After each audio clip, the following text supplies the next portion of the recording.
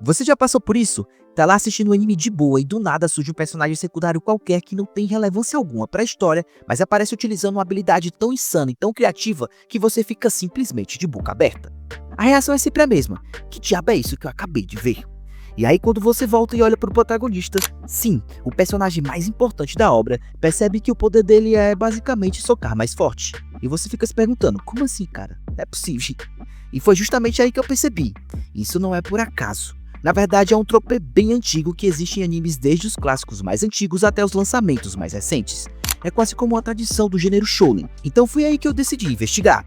Porque afinal, os protagonistas de anime geralmente têm poderes básicos, enquanto os coadjuvantes ficam com as habilidades mais criativas e mirabolantes.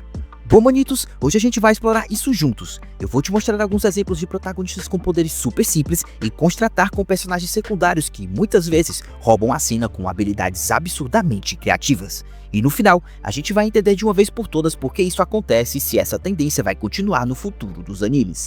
Mas antes do vídeo começar, não esquece de deixar aquele like maroto para fortalecer o canal, e se você ainda não é inscrito no canal Renotaku, aproveita para se inscrever para não perder os próximos vídeos. Agora que o recado feriado de pedido foi feito, bora lá deixar de enrolação e bora logo pro vídeo. E para começar, nada melhor do que olhar para os clássicos, porque eles são a base do gênero e ajudaram a formar tudo o que veio depois. E aqui o contraste é ainda mais evidente. Pega por exemplo Bleach. Dentro da obra existe um personagem secundário totalmente aleatório que aparece só por alguns capítulos da obra, mas que tem uma das habilidades mais bizarras e criativas de todo o anime. Ele simplesmente cria bonecos que, quando abertos, revelam pequenas balas de goma, só que essas balas representam os órgãos internos dos seus inimigos. Se ele quebra uma dessas balas, o órgão real da vítima se danifica também. Cara, isso é assustador e genial ao mesmo tempo. Agora olha pro protagonista, Kurosaki Ichigo. Ele basicamente tem uma técnica que é um corte de energia, só isso. Ok, com o tempo ele desbloqueia a Bankai, que é uma das transformações mais icônicas do anime shounen, mas no caso do Ichigo, a transformação que deveria ser grandiosa e complexa resulta em o mesmo corte de energia, só que mais rápida e com cor diferente. E aí você fica pensando, pô Ichigo, tu tinha tudo pra brilhar e me entregou só isso, cara. Tá de sacanagem, né? Bom galera, eu queria dizer pra vocês que o Bleach não é um caso isolado, porque agora a gente vai falar de Naruto, o anime que ensinou toda uma geração a correr de uma forma completamente esquisita. Quem viveu o auge de Naruto sabe muito bem o que é correr com os braços por trás. Isso aí era bizarro demais na época, galera. Enfim, em determinado ponto da história, o Naruto enfrenta o Neji Hyuga. O Neji é um exemplo perfeito de personagem de Naruto com uma habilidade complexa e detalhada, porque ele simplesmente tem um Byakugan que permite ele ver o fluxo de chakra no corpo dos seus adversários. Além disso, ele consegue golpear os seus pontos específicos para interromper esse fluxo, desativando técnicas e limitando os movimentos dos seus inimigos. Além disso tudo, ele tem a famosa defesa de rotação, onde ele fica girando e criando uma barreira praticamente impenetrável em 360 graus. É lindo de ver, é estratégico e visualmente impressionante. Quem viu a luta dele lá no arco do Exame Chunin sabe do que eu tô falando. E aí a gente olha pro Naruto, que é o protagonista, e naquele ponto do Exame Chunin, ele só tinha o Kagebushi, e só depois que ele foi ter o Rasengan. E se você não se lembra, o clone das sombras são basicamente as cópias de si mesmo, o que parece legal lá no começo da obra, mas não tem tanta profundidade assim posteriormente. E o Rasengan, apesar de ser visualmente marcante, é só uma bola de chakra que gira rápido e explode. E como foi que o Kishimoto resolveu expandir tudo isso? Basicamente criando 50 variações do mesmo golpe. Foi o Rasengan Shuriken, o Odama Rasengan, o Rasengan duplo, o Rasengan temperado, mas lá no fundo a gente sabe que é a mesma coisa, uma bola de energia giratória. E antes que eu me esqueça, você deve estar se perguntando como foi que o Neji conseguiu perder pro Naruto lá no começo. É muito simples, o Naruto saiu do esconderijo do Batman e saiu dando um socão direto na cara do Neji. Sim galera, um soco simples, do nada, e simplesmente ele venceu a luta contra aquele que era o Genin mais forte daquela geração naquele ponto da série.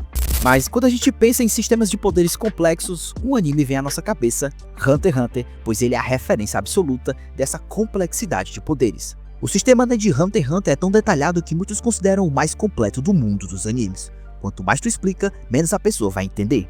Mas vamos ao exemplo. Em Hunter x Hunter existe um personagem que tem a habilidade de prever 10 segundos no futuro. Parece até simples, mas não é. O cara literalmente fecha os olhos e vive em paralelo tanto no futuro quanto no presente ao mesmo tempo, em uma linha dupla de consciência. Para explicar isso, o mangá até usa gráficos que parecem retirados de um livro de física quântica. É genial, é intrigante, é um quebra-cabeça de lógicas, é Hunter x Hunter. Mas aí a gente olha pro nosso querido protagonista, Gon Freaks. Ele tem simplesmente o Janken, inspirado em pedra, papel e tesoura.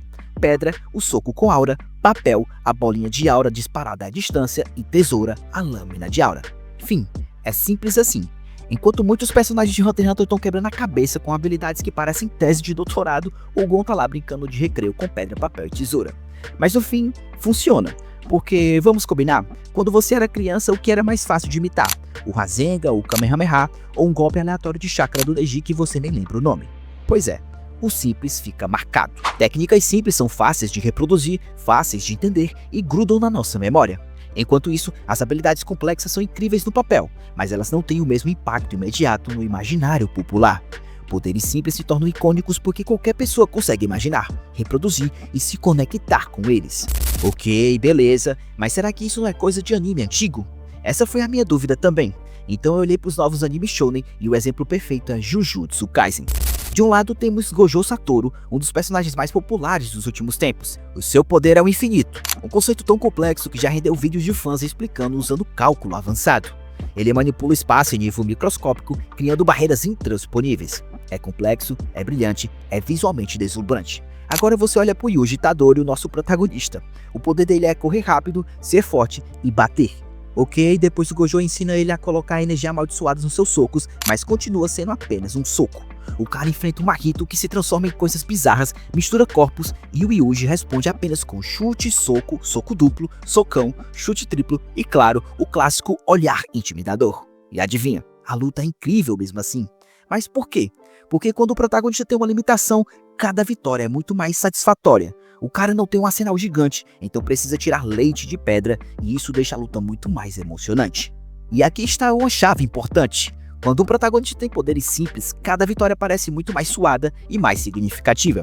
Ele precisa extrair o máximo de um kit básico de sobrevivência enquanto enfrenta inimigos com poderes absurdamente complexos e roubados. Isso cria batalhas que, paradoxalmente, são mais divertidas de assistir. Não é à toa que vemos a mesma lógica em My Hero Academia, com Deku quebrando os próprios ossos só para dar um soco. Mas, de novo, funciona, justamente porque o simples cria o drama e peso emocional. Mas será que os autores fazem isso só para forçar as lutas emocionantes? Não é tão simples assim, e a resposta definitiva eu encontrei em One Piece. O Luffy tem um poder ridículo à primeira vista, o corpo de borracha. No começo era basicamente soco de elástico, chute esticado e pistola de borracha. E você olha para os outros personagens como Lau, que cria salas de cirurgia especiais, troca corações, corta pessoas sem matá-las, teleporta coisas. E você pensa, Luffy, você perdeu feio nas habilidades. Só que aí vem o Oda e começa a brincar com o conceito. O Luffy infla partes do corpo, gira como mola, cria os Gears, transforma sua borracha em fogo, em velocidade, em músculos gigantes. Tudo dentro da lógica da borracha. E isso é genial porque pega um poder simples e o estica literalmente até o limite. Ou seja, mesmo começando com um poder simples, ele abriu o caminho para uma infinidade de aplicações criativas. E mais do que isso, os poderes carregam um simbolismo. Por exemplo, o Naruto, ele começa sendo o pior aluno e o seu maior trunfo vira justamente o jutsu que ele mais fracassava, o jutsu clone das sombras. Já o Rasengan conecta sua jornada com o legado de seu pai, que ele nunca conheceu. No exemplo de Gon, dentro de um sistema absurdamente complexo como o Nen, ele serve de janela de entrada para o espectador. Sua habilidade simples facilita a nossa compreensão desse mundo cheio de regras.